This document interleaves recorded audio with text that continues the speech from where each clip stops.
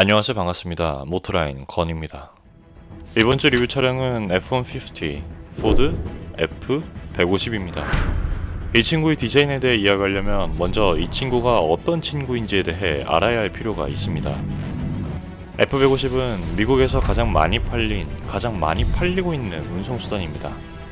가장 많이 팔린 트럭도 아니고, 가장 많이 팔린 자동차도 아니고, 가장 많이 팔린 운송수단입니다. 그러니까 바퀴 달린 운송수단들 중에서 가장 많이 팔렸다는 거죠. 도대체 얼마나 많이 팔렸길래 이렇게 호들갑이냐고요? 2017년 기준으로 F-시리즈의 총 판매량은 89만 6,764대입니다. 대략 2분의 1대꼴로 팔리고 있다는 거예요. 어마어마하죠? 역사도 상당히 오래됐습니다. F-시리즈라는 이름을 1948년도부터 사용했으니까 70년이나 된 모델인 거죠. 그렇다면 포드에서 F-150은 어떤 의미를 지닌 모델일까요? 플래그십이라고 내세우진 않지만 다른 양산 브랜드의 플래그십과 비슷한 의미를 가질 겁니다. 엥? 웬 트럭이 플래그십이야? 이렇게 의문을 가지시는 분들도 계실 텐데요. 미국의 상황을 보면 트럭이 플래그십 자리를 차지하는 게 결코 이상하지만은 않습니다. 미국에 사는 많은 사람들은 도시가 아닌 이러한 곳에서 이러한 모습으로 살고 있습니다. 그러니까 돈이 많더라도 고상하게 세단을 타고 다니기 힘든 환경에서 살고 있는 거죠. 매우 많은 짐을 옮겨야 한다거나 오프로드를 달려야 한다거나 견인을 해야 한다거나 등의 이유 때문이죠. 어쩔 수 없이 트럭을 운영할 수밖에 없는 상황인 겁니다. 그리고 매일같이 트럭이 필요해서 단순히 트럭의 역할을 넘어 이제는 생활의 일부가 되어버렸죠. 그래서 트럭은 점점 자가용의 편안함을 흡수해야 했고 또 고급스러워질 필요가 있었습니다. 오프로드에서 짐 싣고 고급스럽게 달리려면 고급스러운 트럭이 필요하지 않겠어요? 그래서 세대가 지날수록 더 고급스러워졌고 더 강해졌습니다.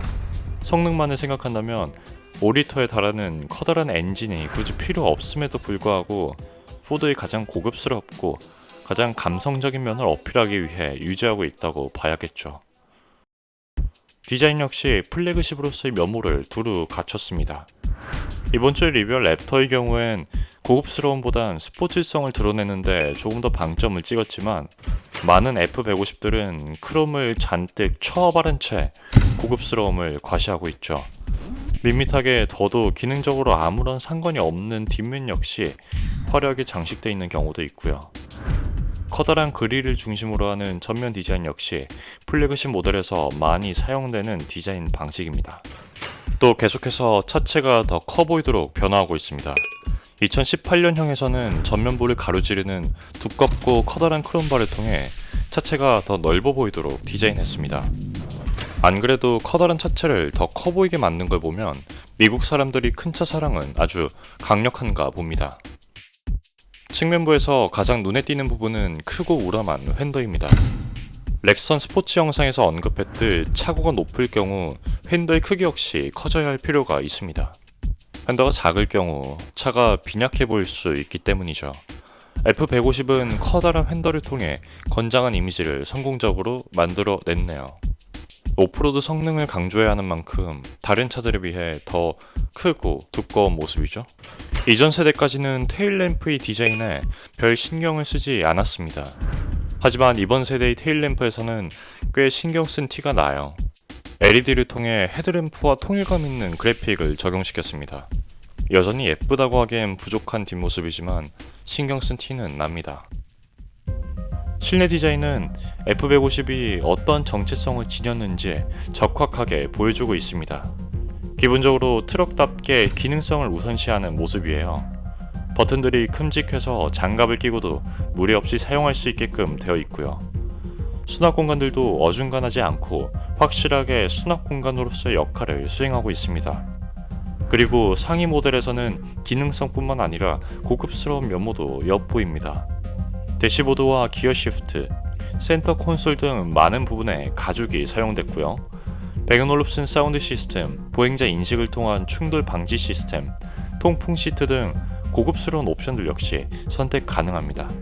그러니까 우리가 아는 용달 트럭과 아주 많이 다른 건 당연하고 일상생활에서 편하게 타고 다니기에도 무리 없는, 아니 일상에서 편안하게 타고 다니라고 만든 차량이라는 거죠. 자동차는 그 지역, 그 나라 문화의 영향을 아주 많이 받습니다. 엔진, 옵션, 소재, 디자인까지 말이죠. F150은 미국에서 사람들이 어떻게 살아가는지 분명하게 보여주는 모델입니다. 많이 팔릴만한, 그리고 많이 팔려야 하는 차종인 거죠.